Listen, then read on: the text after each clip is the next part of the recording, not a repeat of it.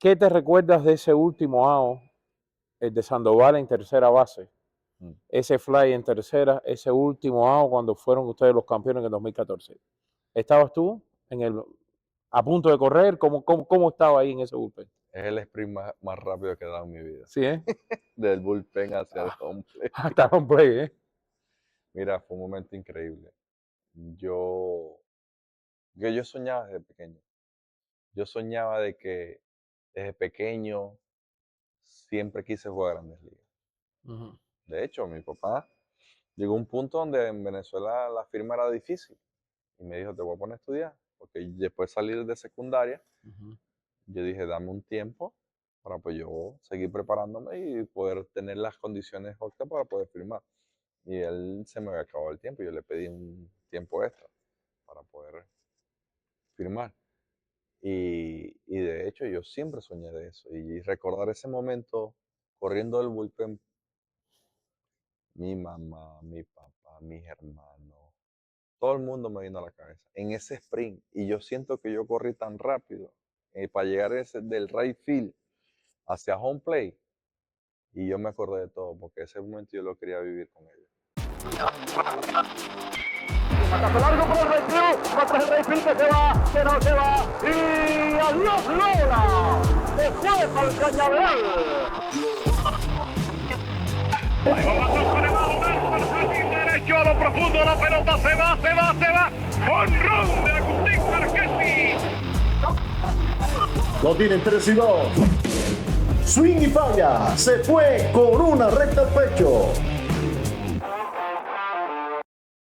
Hay muchas cosas que influyen en el béisbol, como tiempo, velocidad, ánimo, clima. Son muchos fundamentos donde las personas de afuera no saben que existen. ¿Entiendes? Entonces, porque yo te puedo estar sintiéndome bien, pero la temperatura ese día a lo mejor no me está afectando y mucha gente no sabe. Uh-huh. El viento, una piedrita en el piso, te puede cambiar todo el béisbol. Por eso es que el béisbol es mágico. Uh-huh. Por eso es que el béisbol es donde uno de las cosas tienes que tratar de enfocarte y nunca perder la cabeza. Porque si pierdes la cabeza, pierdes tus habilidades. ¿Entiendes? Entonces son cosas del béisbol, es súper mágico, súper hermoso, donde la persona tiene que ser más inteligente para poder disfrutar el juego. En Cuba tenemos un dicho, porque antes el béisbol no es como ahora que las pelotas vienen en un bucket. Ok. Hubo un tiempo que el béisbol venían en unas cajitas de cartón. Ujú. Y para referirse a eso, se dice en Cuba que la pelota es redonda y viene en caja cuadrada. Porque el béisbol es incomprensible. Así mismo es. Es incomprensible. Todo el mundo no tiene esa capacidad de disfrutarlo y de amarlo como es. Uh-huh. ¿Entienden? Porque como parte del béisbol es como parte de la vida. Uh-huh. A veces injusta, pero es la vida. Uh-huh. ¿Entienden? Entonces tendríamos que aprender muchas cosas, muchos detalles, cómo aceptar las derrotas. Es lo más importante para mí, porque eso es lo que te da ganas de seguir buscando el triunfo. Porque cuando uno tiene el triunfo muy fácil, se aburre la persona y no tiene una meta después. Uh-huh. Entonces, para mí el béisbol tan incomprensible que es que te sigue dando la oportunidad de, de caerte y de levantarte para poder seguir adelante. Es lo bueno del béisbol, que tú perdiste hoy, pero ya tienes la oportunidad de mañana ganar. Pero es que tú no pierdes en el béisbol, porque el béisbol te da la oportunidad de perder un juego, pero ganas experiencia, Uh-huh.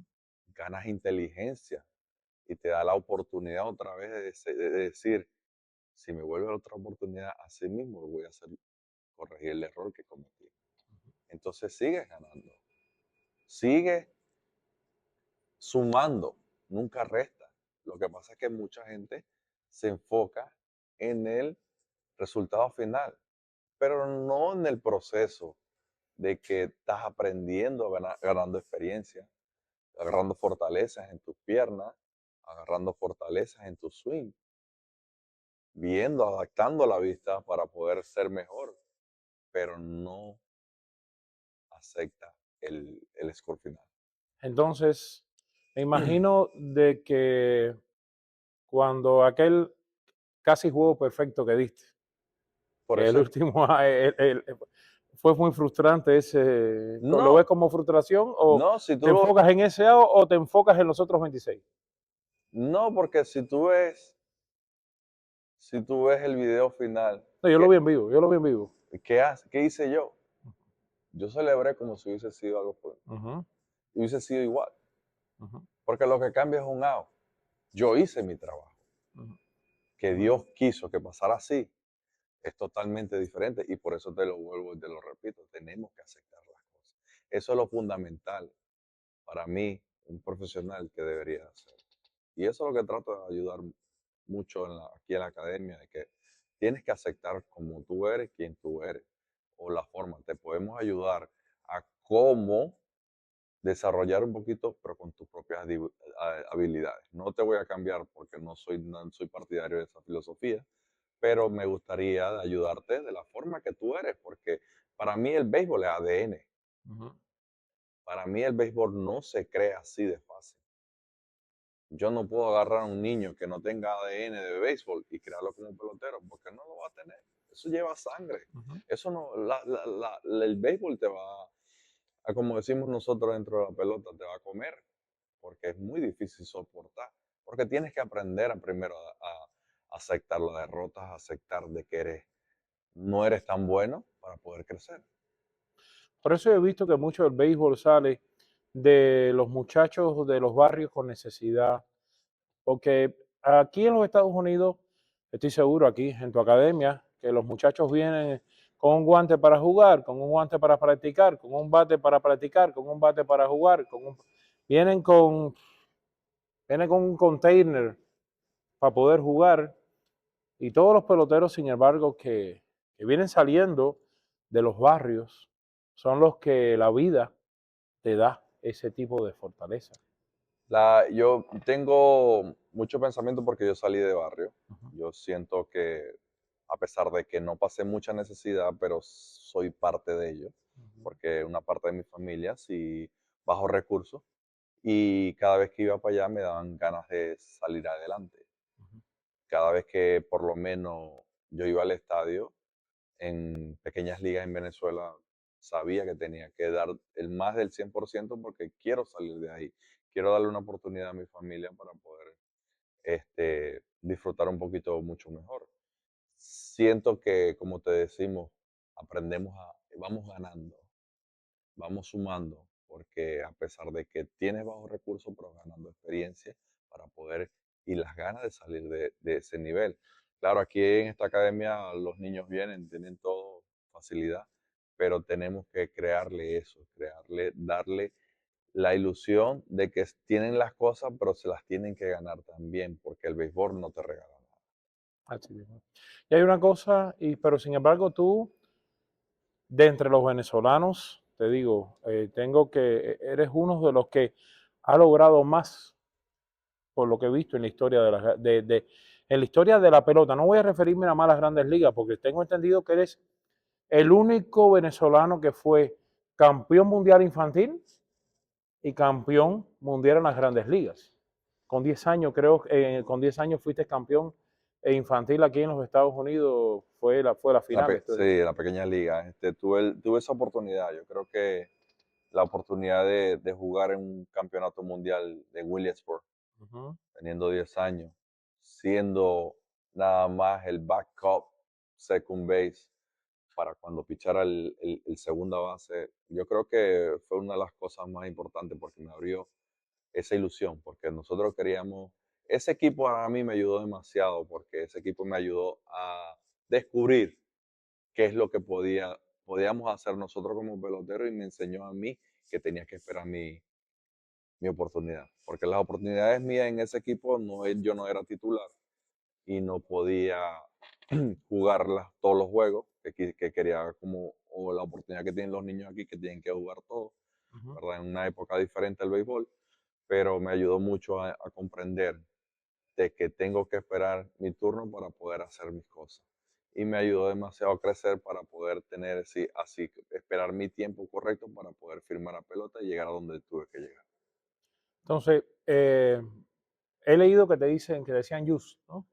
Decía eso internet, que tu nickname era Yus. El Magnet, todo el mundo en Estados Unidos me llama Juice. Te llaman Yus. Sí, es muy difícil decir Yusmeiro. Correcto. No, en Cuba estamos bien familiarizados porque en Cuba se le habla, se dice que es la generación Y.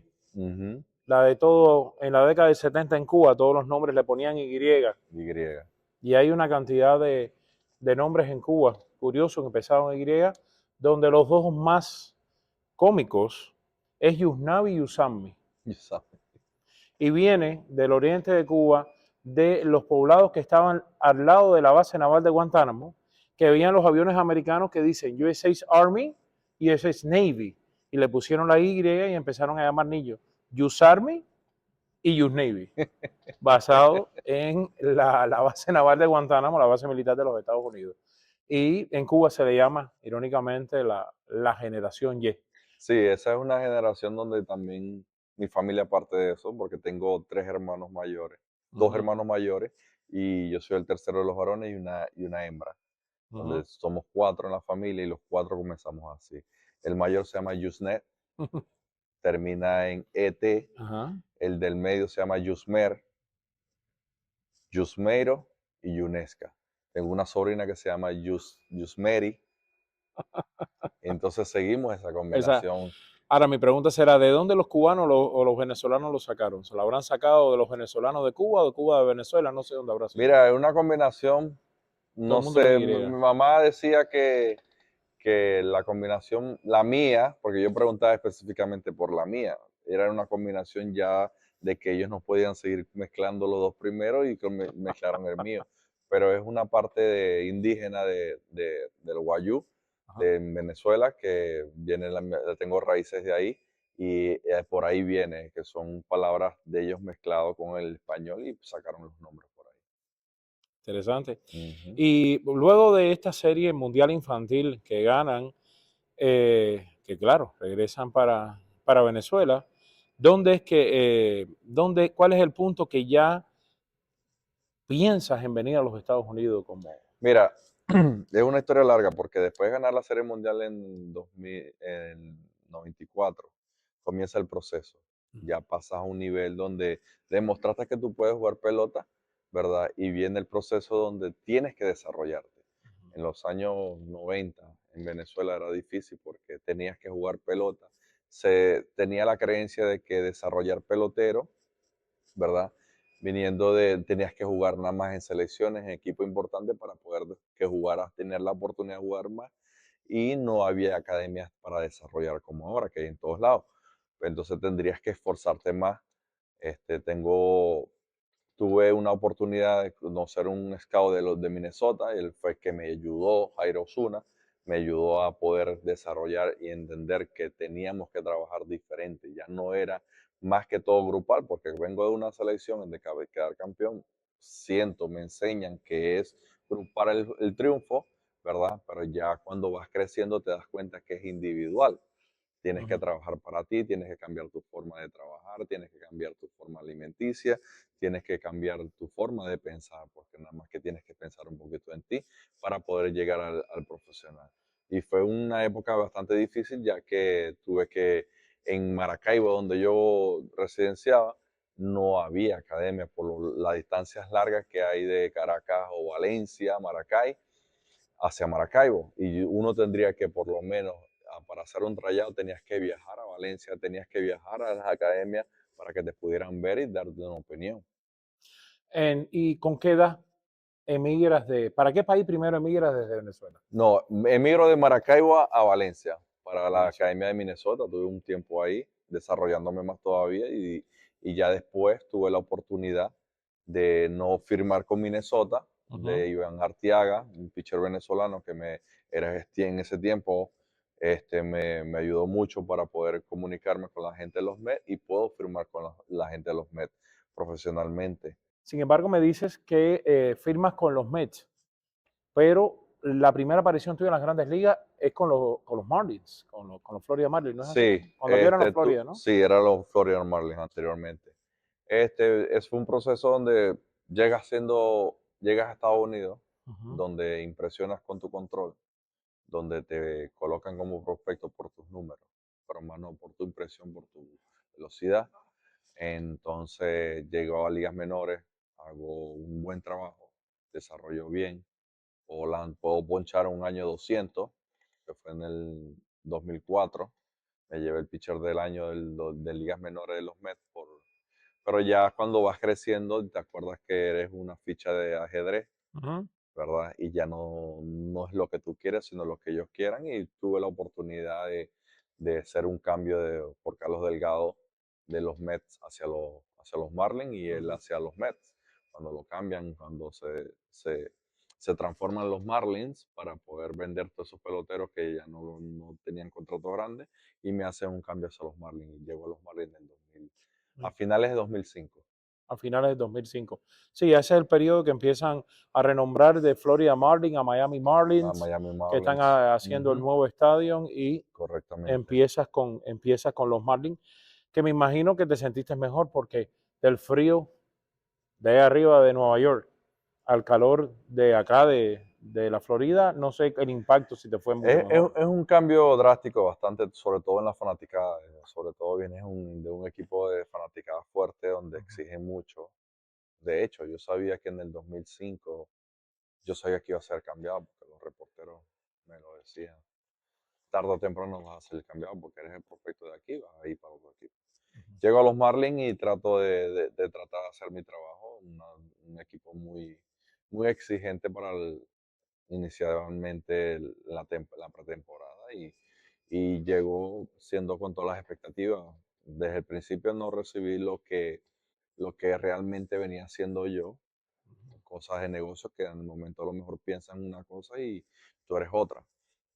Y no me dieron la oportunidad nunca de ser solamente demostrar cómo venía yo haciendo mi trabajo y me utilizaron, diría ya un poquito mal, porque me utilizaron del bullpen, nunca me dieron la oportunidad de como abridor, siendo yo abridor toda mi vida en la organización de los Mets y de verdad que no tuvimos esa conexión para poder seguir demostrando y después fui cambiado hacia Arizona. Sí, no, la menos Marlins aquí siempre se han caracterizado por tener ciertos problemas económicos y han siempre tratado de vender en muchas ocasiones a los peloteros. Incluso recuerdo cuando ellos ganaron la primera serie mundial en el 98, y cuando Florida Marlins, que ahí fue donde Iván Hernández inmortalizó, era Love You I Miami, love que, you, que Miami. eso se quedó para la historia.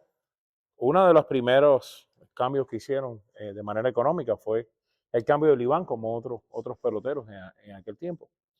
Pero bueno, lo bueno es que te cambiaron para otro lugar también calentito, que de hecho más caliente, porque el lugar más cálido de los Estados Unidos es Arizona. Sí, ahí cambié, llegué, eso fue Ujú, las 2 últimas semanas de Spring Training de 2007. ujú, Vengo y me cambian estando yo en Júpiter y me ujú, dice, tienes que viajar a Arizona. Y yo, ¿pero para dónde? Si yo estoy de aquí, y me dice, estás cambiado.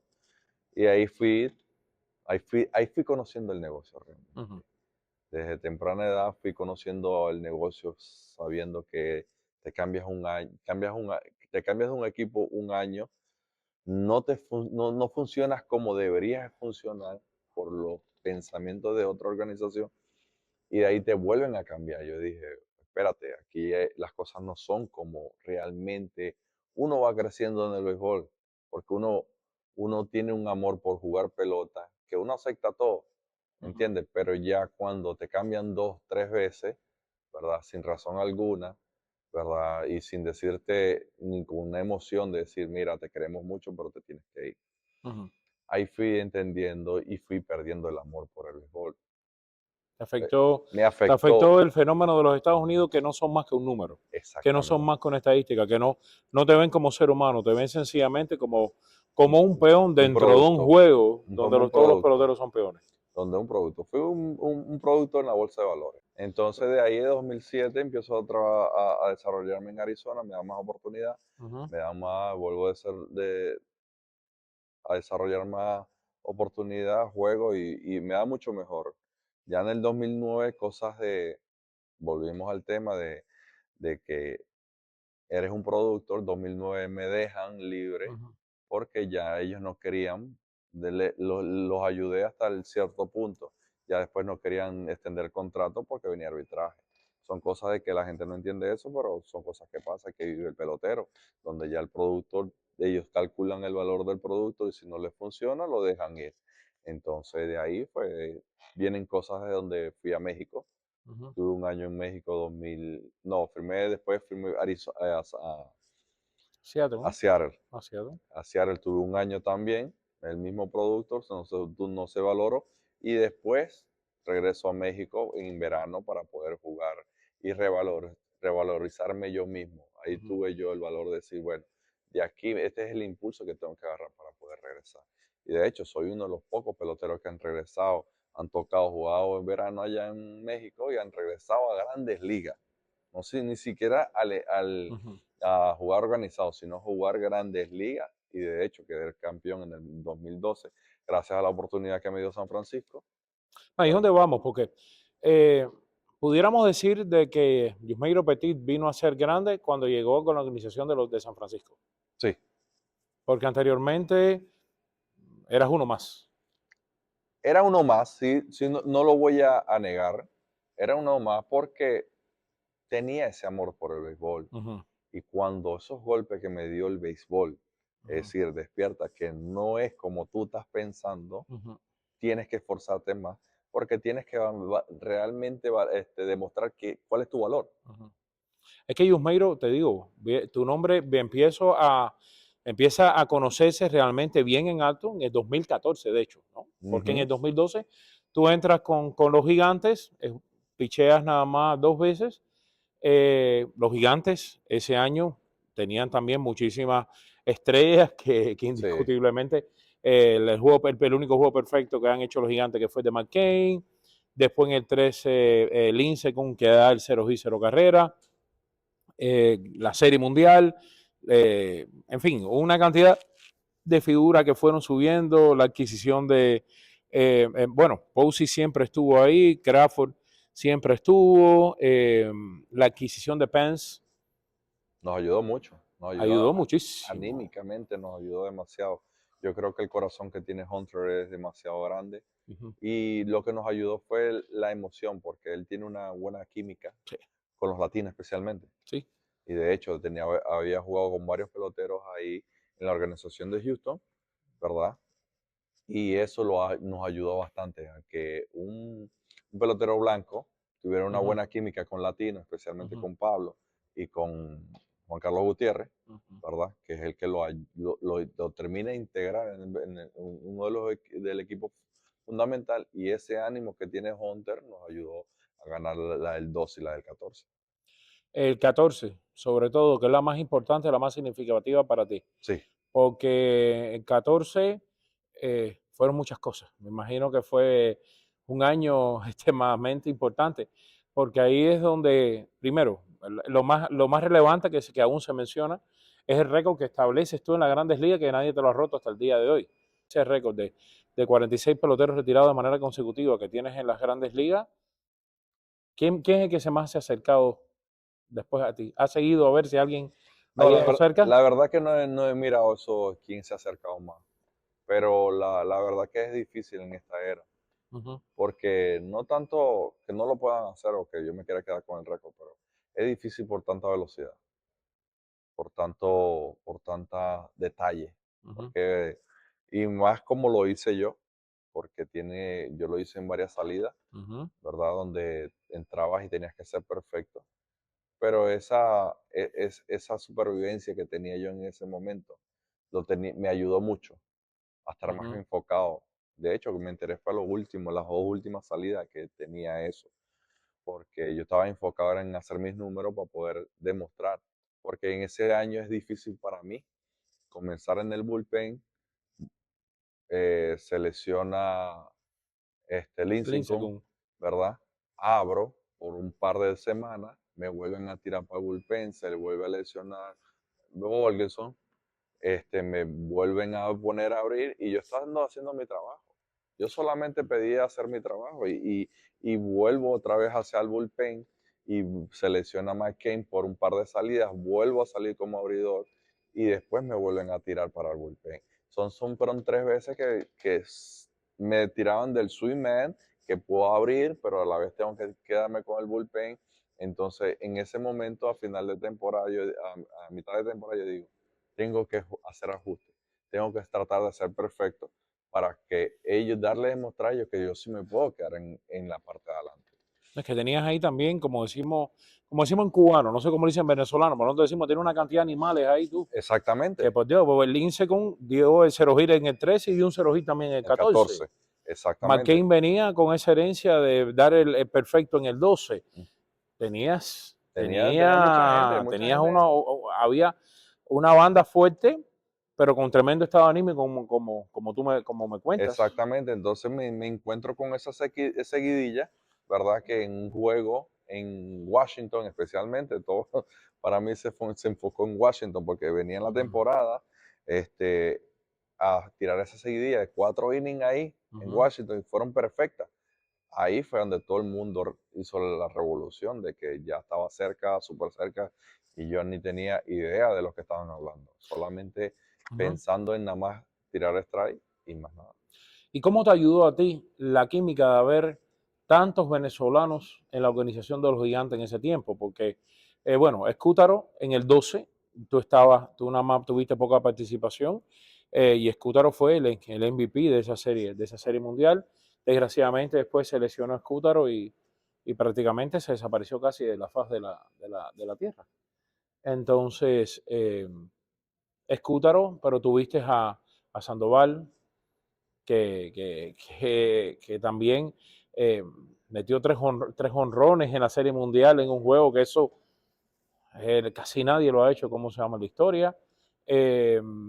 En fin, ¿se me pasa algún otro venezolano que tenían cercano? Mira, había también? bastante, estaba Gregor Blanco, estaba Gregor Blanco, ¿verdad? Eri Adrianza, Gregor Blanco que le salvó el estaba 0 gira a en McCain el en ese 14 estaba fildeo. Guillermo Quiroz, el catcher. El Guillermo Quiroz también fue mi compañero en la Serie Mundial.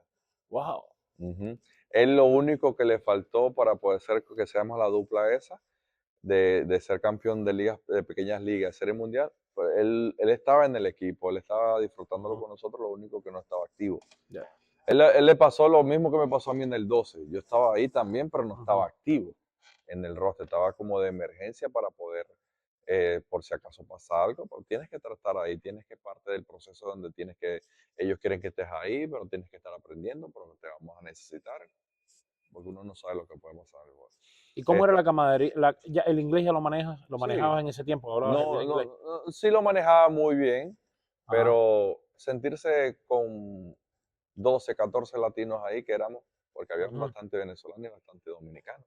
Estaba Juan Carlos Pérez, estaba Arias, ¿quién más estaba dominicano? De Puerto Rico también estaba Meki. Meki estuvo en el 12. No, Meki estuvo en el 12. En el 12. ¿Verdad? Puerto Rico estaba Pagán. Estaba Pagán. Que también tenía tremendo espíritu, sí, de verdad. Yo me recuerdo en ese año, creo que fue que metió un jorrón en el terreno, que dejaron al campo el terreno. Y se lesionó la pierna.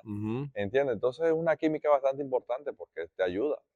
Te ayuda, y especialmente la venezolana, porque empezamos a sentirnos más cómodos porque hablamos todos los días del béisbol americano, de que jugamos aquí, pero también jugamos de Venezuela, porque somos rivales allá, porque jugamos juntos allá, porque nosotros cuando juegas en Margarita es diferente, porque tú juegas en Puerto La Cruz es diferente, porque tú juegas en Caracas es diferente, tú juegas en Valencia es diferente, entonces te hace tener una química en confianza, y especialmente como una familia bastante grande, porque empezamos a llevarnos comida, especialmente la familia, la mayoría tienen las familias ahí, traemos comida, traemos arepa, traemos arroz con pollo, comida venezolana, ¿entiendes? Entonces te hace sentir más apoyado y poder tener más ganas de seguir luchando porque no quieres salir de ese sitio de confort que tienes, a no tener a nadie, de estar tú solo, prohibido por tanta gente hablando inglés y tú quieres estar más relajado hablando en español. ¿Entiendes? Entonces eso es muy importante tenerlo aquí. De hecho, es una cosa que yo siempre he tratado de inculcar a mi hijo. Tienes que hablar español, tienes que desenvolverte en los dos lenguajes. ¿Por qué? Porque tú nunca sabes dónde vas a estar. ¿Entiendes? Te preguntaba lo del idioma porque tuviste que, me imagino, tuviste que lidiar con Posey, que cuando pichaste, indiscutiblemente para mí, Posey ha sido uno de los mejores catchers que he visto, no solo atrás del home, sino también como bateador, y que lo ha demostrado con el paso del tiempo. Fíjate cómo la organización de los Gigantes lo tiene ahora ahí como en De la hecho, yo tuve posición que está. una buena química con él. Es lo que te iba a preguntar, ¿cómo fue la química con Posey a pesar de la diferencia del idioma? Él es una persona muy inteligente, donde la historia lo ha dicho. Ujú. Y fue tan inteligente que hizo sus números, hizo todo, y, y dijo, hasta no más, porque ya no tengo nada que buscar. Después que se va Bouchy del equipo, los Gigantes ya no fueron lo mismo que eran antes. Yo creo que era... Correctamente, porque Posey tiene la habilidad de ser un extraordinario catcher, Ujú, pero su cuerpo no lo demostraba.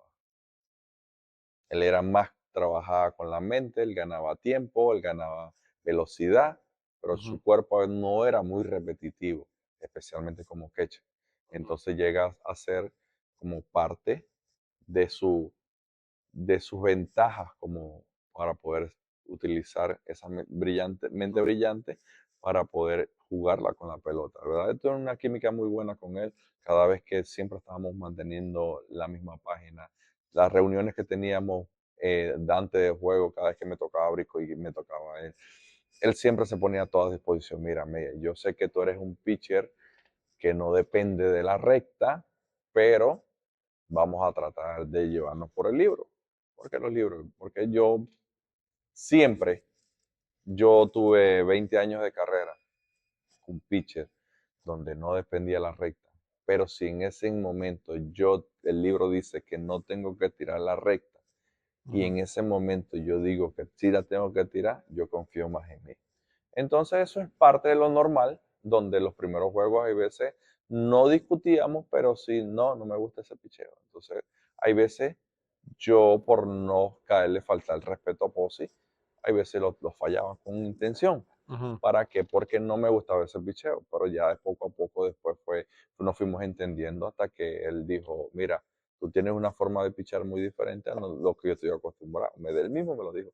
Y me dijo, y me parece extraordinariamente perfecto que lo hagas así, porque tienes una combinación de todo, porque a veces muchos de los lanzadores que les gusta tirar en un turno al bate, comenzar con recta y terminar con curva, ¿entiendes? Entonces yo a veces mixeaba mucho eso, a veces comenzaba con curva y terminaba con recta, entonces eso a veces a él, y especialmente que yo no tiraba una recta tan potente, eso a veces le causaba a él incomodidad, Ujú. como diciendo, no quiero tirar en 2 de 3, una situación diferente, pero mis condiciones de pitcher me decían que tengo que tirar ese pitcher. Porque tu recta de cuánto era lo máximo que alcanzaste, Mira, recta. yo creo que lo máximo que yo estoy seguro que lancé fue 92, 93 millas. Sí, Era constante 88, 89, 90, cuando venía bien 91, 92. casi era un Pe- cambio. Exactamente. Pero la percepción mía no era mi velocidad, la percepción mía era mi espacio. Ujú. Yo te podía repetir un picheo ahí y el otro pensando que es el mismo picheo, pero está más afuera, 1 o 2 pulgadas más afuera. Y si el árbitro te lo está dando, tienes que seguir en ese, porque eso para mí fue uno de los éxitos que empecé. Mira, yo tuve un compañero en Arizona, Juan Carlos, hubo un dominicano, no me acuerdo muy bien el nombre ahorita, No te preocupes. ¿verdad? Él me decía, yo juego con la mente del árbitro, yo trato de tirársela ahí, gano espacio ahí, y eso se me quedó grabando a mí, y yo fui implementándolo, donde pude implementarlo después cuando llegó en la era de San Francisco, que me dieron la realmente oportunidad. Porque tú Entonces, te caracterizabas por el control. el Eso, control. el control. Lo tuyo era el control. Nunca lancé duro. De hecho, cuando yo fui prospecto número 1 de los Mets, estoy hablando 2003, 2004, 2005, esos años, que el compañero mío de prospecto fue Lassie Millich, él me decía, yo no entiendo cómo tú sacas los outs, pero lo sacas. ¿Tú te acuerdas del pitcher Mike Lindstrom? Ujú. Un prospecto de los Mets, después él lo cambiaron también para los Marlins. ¿entiendes? Él fue compañero mío de equipo en los Mets y él tiraba en el 2004, nosotros fuimos compañeros terminamos los dos en Biggenson y yo tirando 89 millas, sacaba más out y ponchaba más out, que él tiraba 98, 99 millas. Ujú. Entonces, son cosas de que él me decía, ¿cómo tú lo haces? Y yo, ¿cómo tú lo haces? Porque tú quieres saber cómo yo saco los outs con mis 89, pero yo quiero saber cómo tú tiras duro, Ujú. ¿entiendes? Porque yo también quiero tirar duro. Pero entonces fui creciendo y me di cuenta que no dependía, o sea, la velocidad no me importaba, Ujú. porque mi cuerpo no lo resistía. Porque cada vez que intentaba, me daba alerta. El Ujú. cuerpo mío me decía, espérate, no te salgas de este confort. Esto es lo tuyo, tienes que aprender con esto. Por eso que desde el principio tenemos que aceptar lo que estamos diciendo al principio de la entrevista. Tenemos que aceptar qué es lo que realmente Dios y el béisbol te están dando. Porque yo no te puedo decir, si tú tienes estas cualidades, yo no te las puedo cambiar, Ujú. porque eso es tuyo. ¿Asistes así? Así estés así, nadie va a poder cambiar. Así trabajes 300 millones de veces, pero no lo Ujú. vas a poder hacer. Es aprovechar lo que Dios te dio y utilizarlo a tu favor, no querer ser otra persona. Correctamente, Y fue lo que pudiste lograr. implementar. ¿Cómo ves la organización de los Gigantes ahora con los cambios que han hecho? Mira, es una buena organización, adaptándose a todo, pero siempre teniendo un parte de old school, diría yo, con Buster, Ujú. porque tiene un jugador que fue como tú lo comentaste anteriormente, un jugador donde comenzó la nueva era. Él terminó cuando comenzó la nueva era, Ujú. pero pudo jugar la era vieja y entender la nueva era con la analítica, pero en verdad siento una organización que bastante implementando cosas nuevas, pero Ujú. también implementando cosas viejas. Aquí hay una realidad. Yo, toda esta analítica, el béisbol se juega mucho con el corazón. A Sí, veces el jugador menos pensado en un momento determinado está en un slump y lo sacas y te da un hit o te da un jonrón en el momento menos indicado.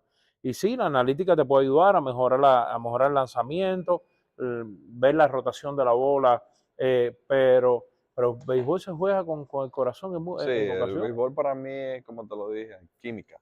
Ajá. Química porque para mí, para poder lanzar un slider, tienes que saber dónde lanzarla, Ujú. saber cuál es la posición del catcher. Es una química que tienes que tener. Para mí el lanzador tiene que tener una buena química con su receptor. Es lo que implemento yo a los niños.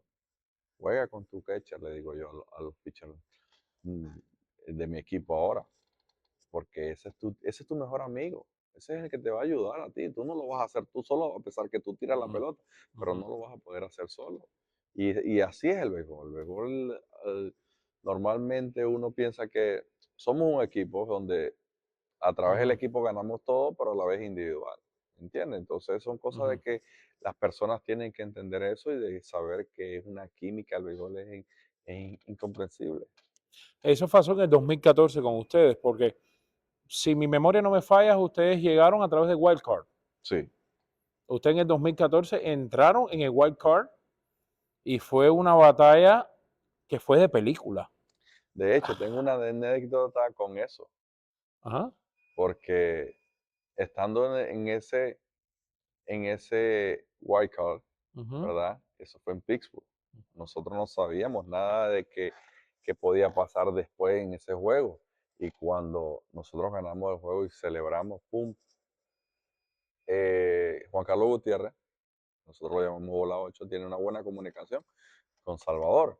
Y Ujú. de hecho, Salvador también había clasificado por el Wildcard ese año. Ujú. Y esa misma noche que nosotros ganamos, ¿verdad? Llama Salvador a Juan Carlos Gutiérrez y le dice, coño, ya ustedes ganaron, ahora vamos a ganar nosotros mañana para Ujú. encontrarnos en la Serie Mundial. Y fue la Serie Mundial del 2014. Con Kansas. Sí, Que tú lanzaste el segundo juego. yo lancé el segundo juego. Tú lanzaste el segundo juego, que Ujú, lo ganaste. ujú. Ganaste ¿Cómo fue Mira, lanzar lanzar no es en fácil una serie mundial y lo lanzaste, no lo lanzaste en casa, lo lanzaste en en Kansas? Kansas. ¿Cómo? Es difícil, especialmente en Kansas, porque ya el clima está Ujú. totalmente diferente, este, bastante frío, donde Sí, un estadio solitario porque está en el medio de la nada. en medio de la El nada. único estadio que no está dentro de una ciudad es el de Kansas, que está en el Ujú. medio de la nada. Entonces es bastante difícil, nos afectó bastante y poder regresar, ganar ese juego. Y yo creo Ujú. que una de las cosas más importantes, porque hubiese sido diferente viajar a San Francisco Ujú. en una situación incómoda.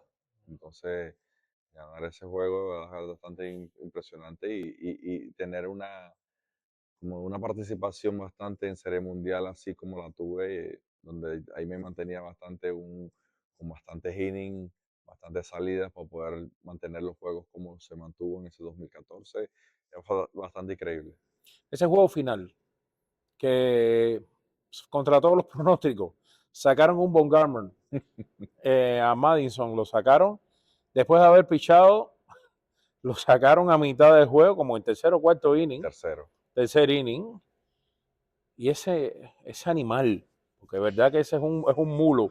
Yo he visto los Sí, señor. entrenamientos de él con el hacha ahí para batear, volver a pichar ese juego como lo pichó. ¿Cómo lo viste? ¿Como compañero de equipo o Mira, como como espectador? compañero, siempre hemos tenido la virtud de disfrutarlo a él. Así como tú lo ves, así es él. Él siempre fue una persona queriendo aportar, queriendo ser agresivo con su trabajo. Y él, de hecho, yo, él estaba medio incómodo porque él quería participar desde el primer inning en ese juego. Desde el primer inning. Desde el Él primer ya inning. quería, él quería Él ya. quería ya, porque él dice, este campeonato nadie me lo quita, nadie me lo quita, nadie me lo quita. Sí, porque Y ya, abrió Affelot. no, fue Hodgson. Hodgson, ¿verdad? Ya, Disculpa, ¿verdad? Fue Hodgson el fue que abrió. Hodgson, Affle en Y, él. y entró él que lo ¿Entiendes? releva. Entonces él quería y Bruce le dijo, Bochy le dijo, mira, primero está la salud, primero está tu carrera, vamos a utilizarte, pero Ujú. vamos a ver cómo se desarrolla el juego, porque nosotros como organización nos interesa es que tu salud se mantenga, que termines el año bien, ya acabas de ganar un juegazo en San Francisco, quédate tranquilo, descansa, vamos a ver qué pasa. Y dijo, no, yo quiero abrir este juego. Y él dijo, y Bruce le dijo, no, vamos a ver cómo se desarrolla. Si necesitamos, de hecho, que estando en el bullpen, estando nosotros así, se forma el revolú con Hodgson y llaman a un pitcher y no estaba listo. Y después Jeremy se monta y dice, yo mismo soy. Y empieza a calentar y resuelve Jeremy. Jeremy le sacan un inning más a él. Ujú. Y de hecho, ya cuando ya Bomb tenía esa impresión, porque fue impresionante. Yo te lo puedo contar, pero en el momento todo el mundo quedó como, no había sonado el teléfono y ya estaba agarrando la pelota. Y ya se estaba preparando, quitándose la chaqueta para montarse.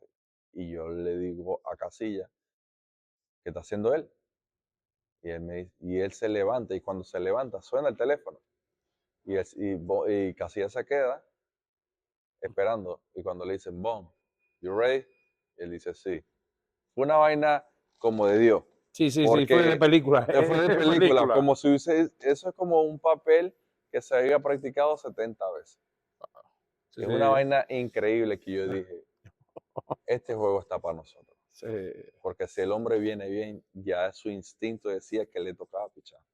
Y sabía lo que se iba a enfrentar. Y para mí fue uno de los momentos más impresionantes de mi vida. Y ya cuando terminó el juego, que nosotros lo ganamos, disfrutamos, celebramos, le dije, mi respeto para ti. ¿Alguien pensó de que él iba a pichar completo el juego?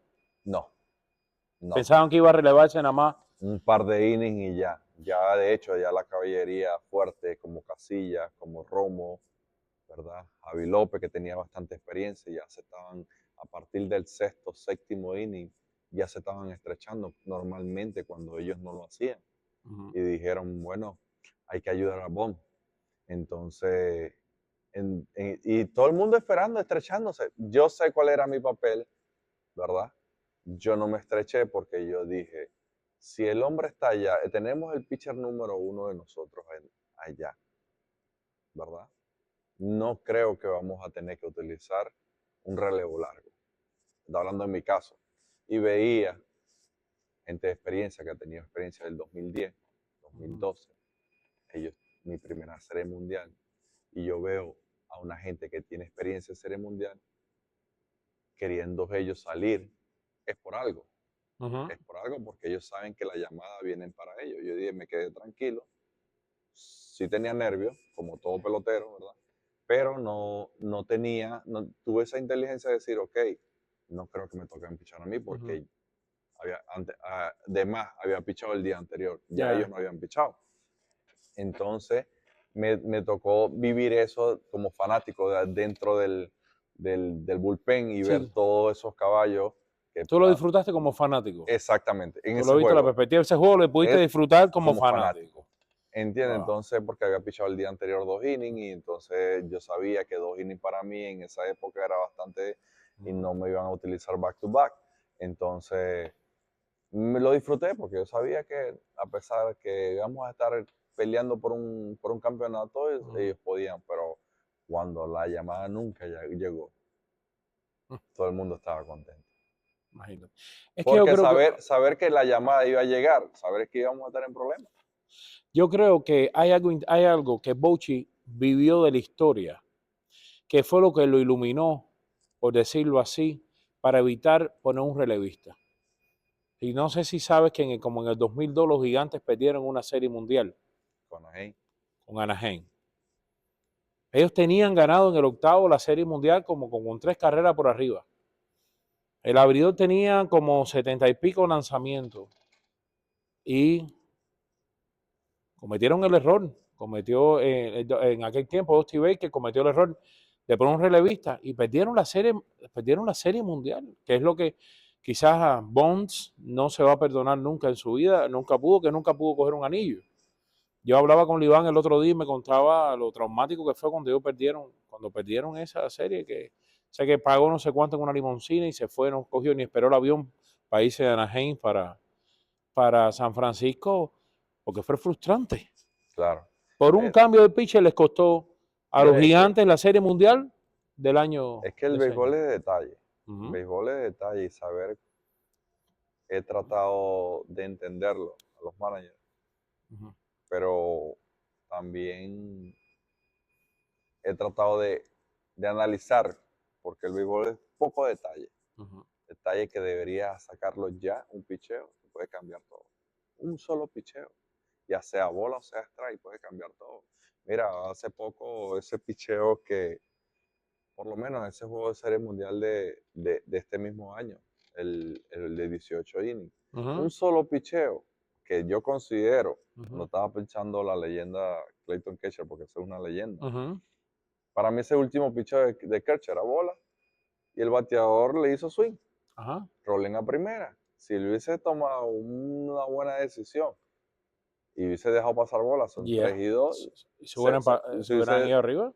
3 y 2 y boleto y ese sí. Entonces son detalles donde la persona, la gente tiene que entender que el béisbol es así.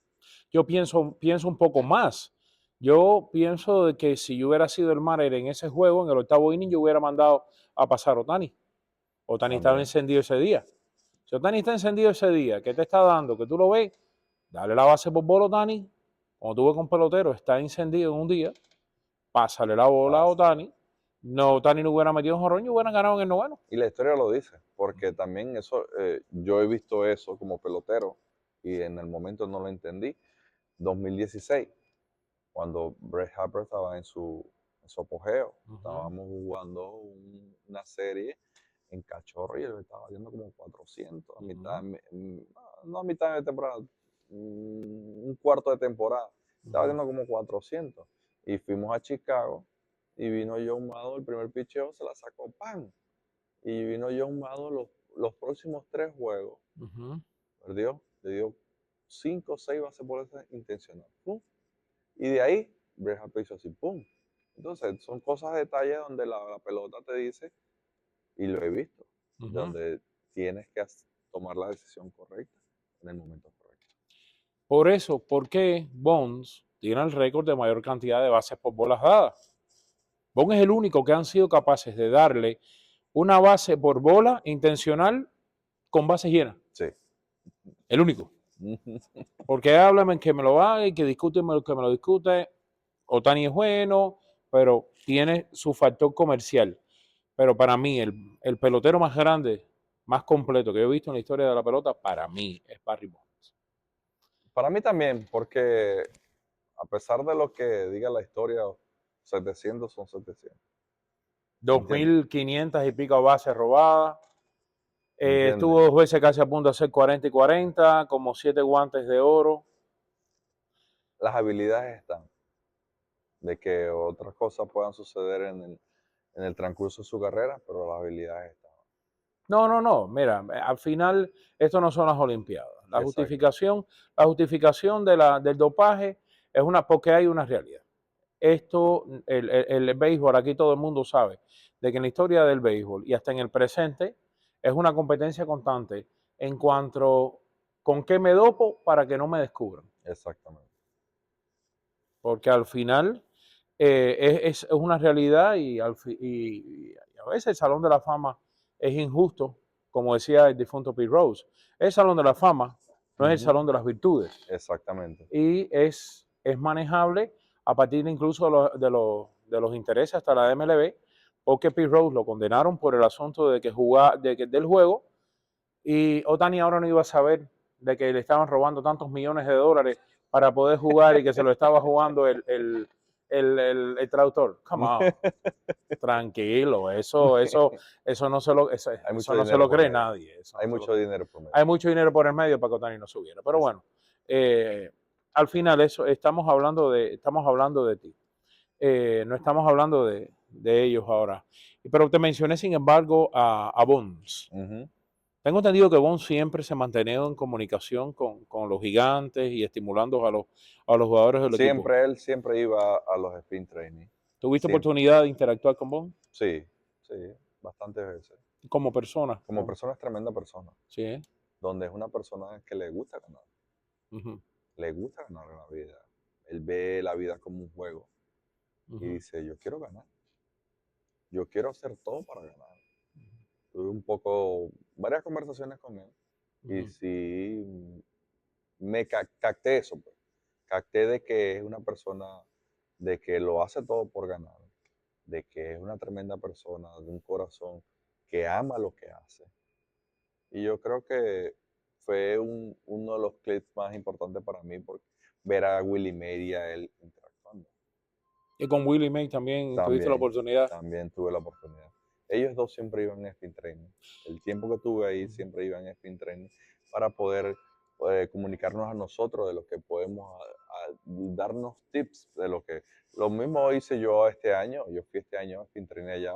Buster me dio la oportunidad de regresar con el equipo de San Francisco para darle tips más que todo a la gente latina, ¿entiendes? De decir, cómo, a pesar de que tú puedes tirar tanta velocidad, pero hay muchas cosas más importantes que no es nada más lanzar duro, ¿entiendes? Porque tienes que saber cómo te vas a desenvolver con hombre en primera y segunda, qué es lo que tienes que pensar cuando tienes hombre en segunda y en tercera, cómo deberías trabajar, porque son muchos detalles lo que uno debería aprender para poder sobrevivir el nivel de Grandes Ligas. De todas las organizaciones que perteneciste, los gigantes, ¿cuál es la que más te tiene presente?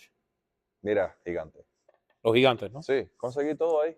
Ajá. Fue la primera que me dio oportunidad de regresar de México.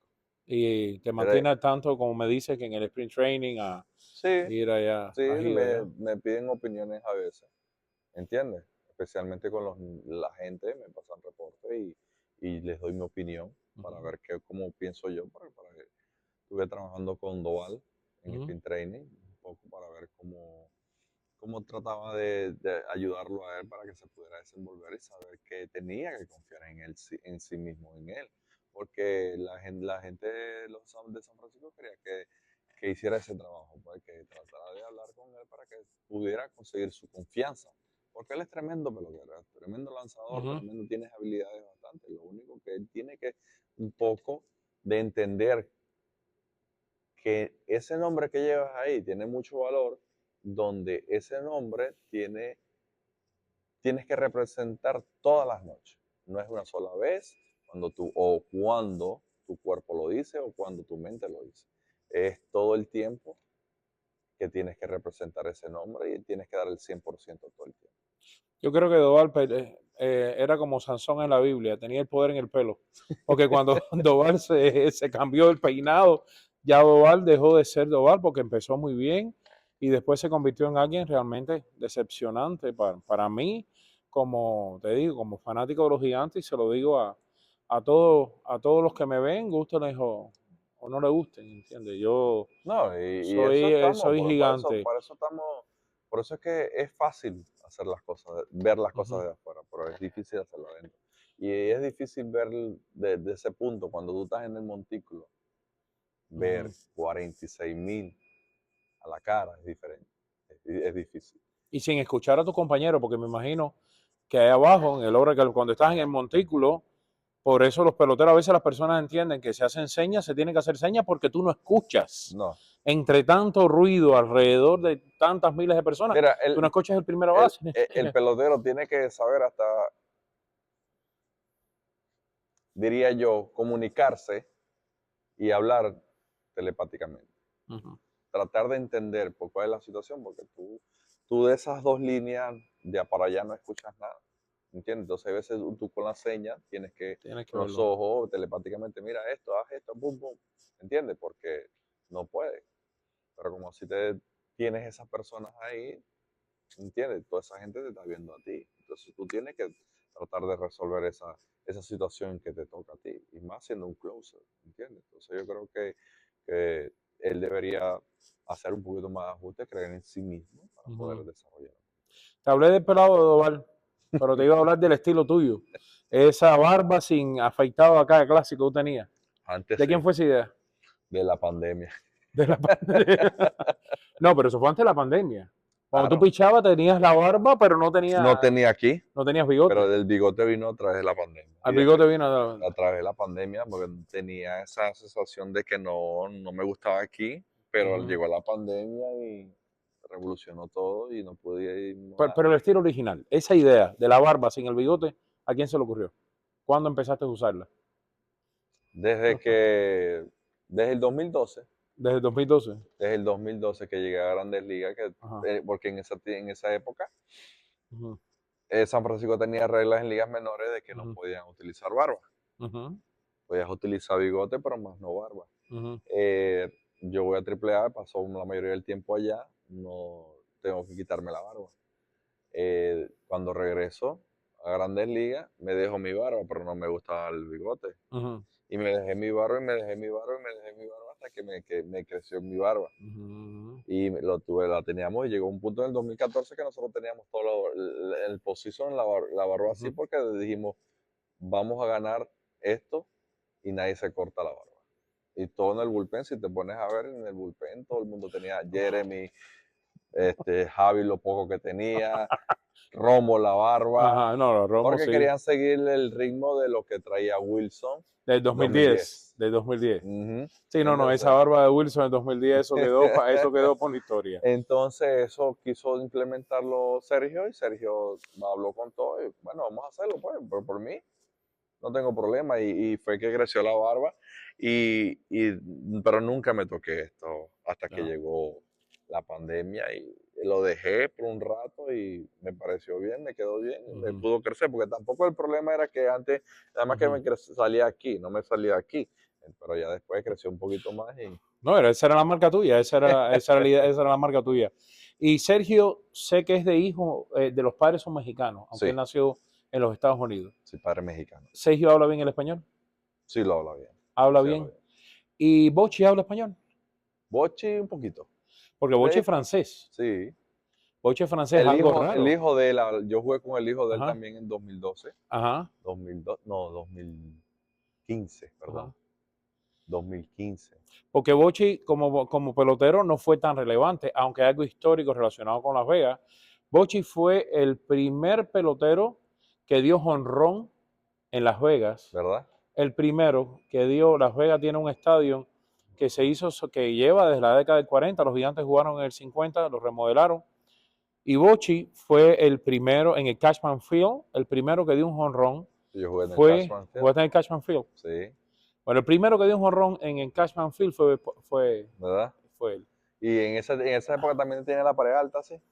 No recuerdo porque no hay video de eso. No hay. Yo hice, como vivo en Las Vegas, amante del béisbol, sí sé que el primer jonrón, que yo sepa no hay video, lo dio Bochy, y el último jonrón lo dio Peter Alonso. Pete Alonso. Peter Alonso, que bueno, es Alonso porque el abuelo de Pete es español, pues de ahí viene el Alonso. Y él jugaba cuando estaba la filial de los Mets, que estaban ahí, que eran Las Vegas 51, que se lo dio casualmente a los Sacramento River A los Cats. River Cats. Se los dio a los River Cats en ese tiempo, que no me recuerdo si pertenecían a los Gigantes o pertenecían a Oakland, porque hubo un tiempo, actualmente pertenecen a los Gigantes, pero hubo Ahora un tiempo que pertenece a los pertenecían Gigantes. a ellos, porque ahora la base de los Oakland está en Las Vegas, que es Las Vegas Aviators, Porque para ese tiempo en la AAA de San Francisco estaba en Fresno. en Fresno. Yo jugué Los ahí. Fresno Grizzlies. Ajá. Los Fresno Grizzlies. Mm. Wow. No, creo que lo más importante de la historia fue ahí, porque ya después creo que se va a Bochy, ya los Gigantes se convierten en otra cosa, se desintegra. Muchas Sí. cosas cambiaron. Ajá. Muchas cosas cambiaron donde mucha gente que entró quiso borrar esa esencia de lo que ellos había, esa dinastía que traían ellos Ujú. de 6 años, trabajando desde el 2009, porque 2009 también tuvieron un par de momentos buenos y Ujú. el 2010 fue que concretaron. Ujú. Ya 2012 y 2014 volvieron a hacer, ¿entiendes? Pero ellos, la gerencia nueva, especialmente, no recuerdo el nombre de él, que venía de los Dodgers. Sí, a lo mejor estaba así, el que tiene apellido indio, tú dices, Ese. Farhi, ese mismo. Ese mismo, entonces quiso cambiar muchas cosas y ya lo que es el pelotero, el fanático, se dan cuenta de las cosas que vienen trabajando de una forma y hacen cambios así tan bruscamente, no es muy buen visto. Hay un dicho en inglés que dice, si no está roto, no lo arregles. No los regles, exactamente. Y la pelota, no te pongas a inventar lo que ya funciona. Ujú. La pelota, el béisbol, o como quieran llamarlo, lleva una dinastía de ahorita de casi 200 años. Y al final, no te pongas a pensar en tanto los números, hay cosas que se juegan con el corazón. Y es verdad que algunos números pueden funcionar como la tecnología para hacer ciertas métricas.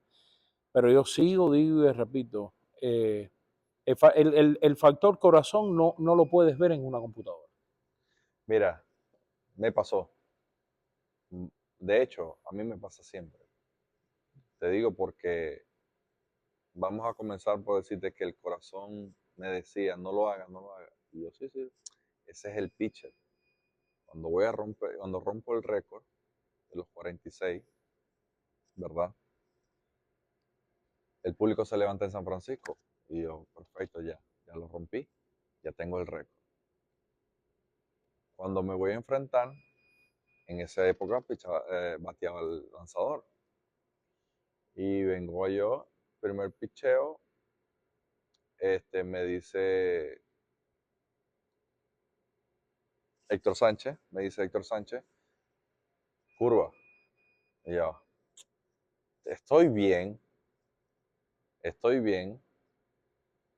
no creo, vi el lanzador que está bateando, no creo que debería. Pero mi corazón me decía, tira la curva. Y mi mente decía, no, tira la recta, que él no va a batear. Y aparte de esta época, de este momento que estamos viviendo, no creo que vaya a ser swing, es el lanzador. Y Héctor curva, y mi corazón decía, no, me tira curva. Y yo, no, es recta. Mi mente decía recta. Y tiré la recta. ¿Y te dije? Me dio el hit. Entonces el corazón también habla. También me pasa cuando las cosas de la vida, ¿verdad? Cuando iba a firmar un contrato, yo dije, yo me voy para Oakland. Porque había varios equipos interesados.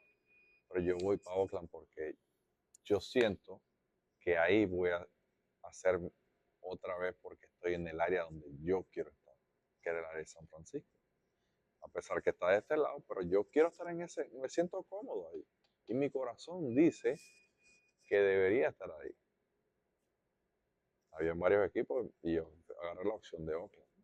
no me fue mal tan en Oakland. Entonces, pero son Ujú. cosas de que te digo, el corazón te dice que deberías de hacer, porque tú tienes que sentir lo que estás haciendo. Tú tienes que sentir lo que deberías hacer en el momento correcto. Entonces, estuviste en las grandes ligas, ¿cuántos años fueron en total? Como 12, 13 años de 13 servicio. años. Ujú. 13 años en las grandes ligas. Mantienes el récord de mayor bateador retirado. Estás en la lista de los que casi logran el juego perfecto. La Fuiste famosa lista también, de 21. ajá, fuiste también, creo que un año, el líder en la liga en la liga de los lanzadores, creo que, no sé si era el mejor promedio de carrera, Juegos. el mejor juego, cantidad de juegos. Más cantidad de juegos, tuve 4, liderando 4 años como relevista de más juegos en temporada. Más Yo juegos creo temporada. que fue una temporada saliendo de San Francisco, ¿verdad? Llegó a Washington. Pasaron cosas que no deben haber pasado. Llegó a Anaheim y me encontré con una tremenda persona. Y seguimos hablando del corazón. Fue el último año de Mike Scioscia, manager de Anaheim. Llegó a Anaheim. Ujú. Entonces, él me dice, yo sé quién tú eres y quiero que tú hagas lo que tú quieres. Quiero que tú hagas lo que tú sabes hacer. Ujú. Lo único que yo te voy a pedir, mantente listo. Yo con Mike abrí juego, cerré juego en situación de cerrado, que nunca lo había hecho. Tiré de relevo del segundo inning, Ujú. tiré de relevo en el octavo. Yo me tuve que meter en la oficina porque no era una situación cómoda para mí. Es decir, él me dijo que estuviera ready, pero yo no picho en esa situación. Y me dijo, te quiero enseñar, Ujú. porque ya tú eres una persona que ha jugado bastante pelota y te quiero enseñar la virtud que tú puedes hacer. Ujú. Porque la virtud que tú tienes no la veo en ningún otro pitcher aquí. Y yo necesito que tú me hagas múltiplo a pesar, porque ya cuando yo salgo de San Francisco, yo salí con un sello. Él puede abrir, él puede relevar. Él puede abrir, él puede relevar. Y Mike me dice, Mike, tú tienes ese sello, yo te lo voy a quitar. Pero lo único que te pido es que te mantengas listo. Y de hecho, ese fue el año que tiré 76 juegos, Ujú. 76 juegos, 77, ciento y pico innings. Porque hacía de todo. A los 2 días, yo tiraba 3 innings, a los 2 días me decía, ¿puedes tirar 2 más? Sí, pero al otro día me metía uno. Y después cerraba juego. Y me acuerdo completico, un día que llegamos a Toronto a la madrugada y él me dice, no tengo abridor por mañana, haciendo aduana, Ujú. llegando a Toronto, me dice, no tengo abridor por mañana. Y yo le digo, yo mismo soy. Y me dice, y eso es lo que quiero, que tú mismo seas, que tú me hagas de todo, porque tú tienes la capacidad de hacer de todo. Y vengo el otro día en Toronto, todo el mundo pensando, ¿no? Él va a tirar 1, 2, 4 innings y 2 tercios, Ah, con 70 y pico picheos. Entonces me dice, Mike, muchas gracias por cubrirme el espacio, porque ya hiciste terminar tu trabajo. Yo, déjame terminar. Y me dice, no, es demasiado ya. Y yo, déjame terminar que sí puedo. Me dijo, no, ya. sí, sí. Descansa 2 días que el próximo estás en el bullpen. Y yo, efectivamente, a los 2 días descansé y al otro día estaba pichando en el octavo inning. Ah, O sea, totalmente, él me enseñó lo que realmente quién era yo. A final de temporada él me dijo, mira, las cosas están cambiando, no creo que voy a regresar, pero te di una enseñanza que tú puedes hacer. Siempre está listo porque tú tienes una forma de pichar excelente, una forma especial de lanzar que muchos no los veo yo. Ese fue mi socio para mí, fue el que me enseñó a mí. Ya cuando salgo de Anaheim, cosas donde no renovó en Anaheim porque fue uno de mis mejores años en Grandes Ligas, retomando después de hacer de todo. Entonces Anaheim me dijo, no, no podemos firmar porque venía Otani. O sea, no me dijeron el nombre, pero ya me dijeron, era, mira, necesitamos dinero porque vamos a firmar una firma internacional. Y yo, de hecho, los años de Anaheim se garantizaron siempre fue en adquirir poder ofensivo, más no pitcher. Y ellos dijeron, no me dijeron, no te puedes ir, Ujú. si quieres vete tú, porque yo no te puedo ofrecer porque nosotros no invertimos en pitcher. Yo no sé qué le pasa a Anaheim, que juegan como nunca y pierden como siempre. Porque hacen los movimientos que no deberían hacer porque no invierten en pitcher, Han ¿entiendes? tenido un magnífico, ahí ha estado Soler, tienen a Trout, tienen, y Pero no. invierten más que todo donde no tienen que invertir, porque ellos invierten. Ujú, Ese tú te pones a ver, como lo vimos diciendo desde el principio, el béisbol es de detalle. ujú, El béisbol es donde mucha gente no ve los muchos detalles. En Anaheim, la bola de noche no corre. ujú, Entonces, ¿para qué inviertes tanto en bateo si lo que necesitas es picheo? Porque tienes un ámbito donde la bola no corre, ¿no? Si tú inviertes y tratas de ser inteligente para poder que no te hagan tanta carrera, ujú, puedes tener la oportunidad de ganar un poquito más. ujú. Pero ellos invierten donde no hay tanta posibilidad como es que los bateadores te hagan bastante carrera Ujú. y por eso es que les cuesta mucho en la defensa. Tuviste magníficas oportunidades porque para mí la última temporada, oportunidad grande que tuviste fue vestir los colores de Venezuela en el Clásico. Mira, sí, fue una experiencia muy,